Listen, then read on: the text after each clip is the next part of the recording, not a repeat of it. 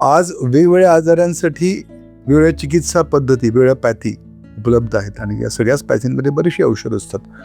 पण लक्षात ठेवा, या सगळ्या चिकित्सा पद्धतींमध्ये आयुर्वेद शास्त्र हे जास्त प्रभावी आहे, कारण ते आजार होऊच नये यासाठी जास्त प्रयत्नशील असतं. आणि अशा आयुर्वेद शास्त्रातील अभ्यंग अर्थात विशिष्ट व्याधी विशिष्ट तेलाने किंवा प्रकृती विशिष्ट तेलाने अंगाला मसाज करून घेणं, याला अभ्यंग असं म्हणतात. आणि हा खरंच अतिशय चमत्कारिक उपाय आहे की जो वेगवेगळ्या आजारांसाठी प्रभावशाली असतो. जोपर्यंत तुम्ही याचा अनुभव घेत नाही तोपर्यंत तुम्हाला याची प्रचिती नाही येत. तर अभ्यंगामुळे अर्थात शरीरातील धातूंचं बल वाढतं. शरीरामध्ये रस, रक्त, मांस, मेद, अस्थि, मज्जा आणि शुक्र असे 7 धातू असतात आणि या 7ही धातूंचं बल वाढवण्यासाठी अभ्यंग हे अतिशय प्रभावीपणे काम करत असतं.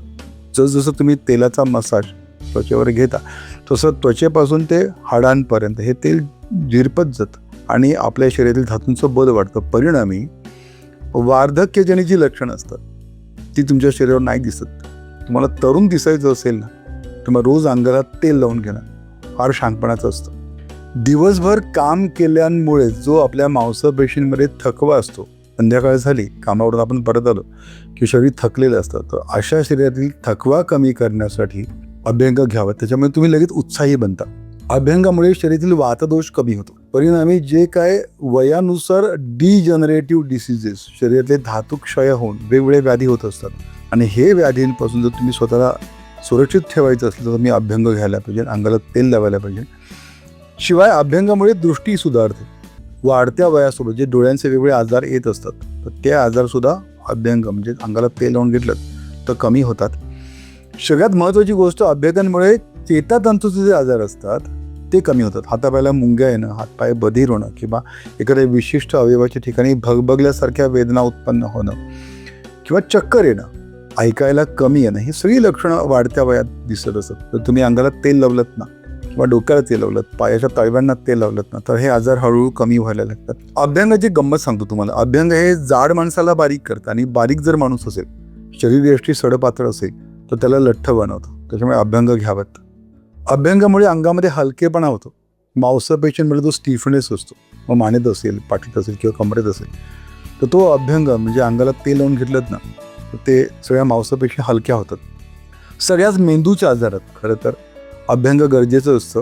झोप शांत लागते, सगळ्यात महत्त्वाची गोष्ट आहे. ज्यांना जर झोप लागत नसेल ना तर तुम्ही रोज आंघोळीच्या अगोदर मसाज केला तर तुम्हाला झोप शांत लागायला मदत होते. अभ्यंगामुळे तुमचा वर्ण सुधारतो, त्वचेचा एक पोत सुधारतो. त्यामुळे बरेचसे त्वचा विकार जे अभ्यंगामुळे आपोआपच कमी व्हायला लागतात. अभ्यंग घ्यायचं, मसाज करून घ्यायचा, त्याच्यानंतर स्टीम घ्यायची. त्याच्यामुळे शरीरातील जी विष असतात ती शरीरातील विष ही स्वेदावाटे म्हणजे घामावाटे आपल्या त्वचेमध्ये असलेल्या रोमरंध्रांद्वारे बाहेर पडण्यास मदत होते. म्हणूनच तर सर्वच पंचकर्मांपूर्वी अंगाला तेल लावलं जातं की जेणेकरून पंचकर्मामध्ये जी काही शरीरशुद्धी अपेक्षित होती ती व्यवस्थित व्हायला मदत होते. बरं, या अभ्यंगासाठी तुम्हाला माझ्याच सेंटरमध्ये यायला पाहिजे असा कृपया गैरसमज करून घेऊ नका. तर घरच्या घरी पाट उपलब्ध असतो, लाकडी पाट घ्यावात. आंघोळी अगोदर त्याच्यावर बसावं. जे उपलब्ध तेल असेल, मग तिळाचं असेल, खोबऱ्याचं असेल किंवा तुम्हाला जे मोहरीचं तेल असेल, जे उपलब्ध असेल ते तेल कोमट करत, साधारण कोमट करत त्याचा मस्तपैकी सगळ्या अंगाला व्यवस्थित मसाज घ्या. आंघोळ करत गरम पाण्याने अभ्यंगानंतर. फक्त हा जो अभ्यंग असतो ना तो ॲटलिस्ट चांगले परिणाम दाखवण्यासाठी 40 ते 50 मिनटं घ्यावा.